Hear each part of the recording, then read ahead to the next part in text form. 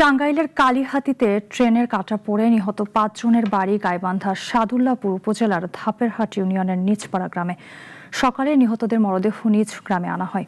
গত রাতে টাঙ্গাইলের কালিহাতীর ধলা টেঙ্গুর এলাকায় ট্রেনে কাটা পড়েন গাইবান্ধা থেকে ঢাকাগামী বনশ্রী পরিবহনের ওই ৫ যাত্রী। আজ তাদের মরদেহ গ্রামে পৌঁছানোর পর শোকের ছায়া নেমে আসে পুরো এলাকায়। স্বজনদের আহাজারিতে ভারী হয়ে ওঠে চারপাশ। বাদ জোহর নিহতদের জানাজা শেষে নিজ পারিবারিক কবরস্থানে দাফন করা হয়।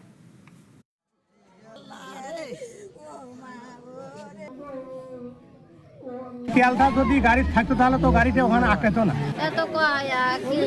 আমার আদরের সন্তান একদিন তাকি নিয়ে গেলে আমি কি কমাই না, আমি কি কমো আমার বাবা, আমি কি কমার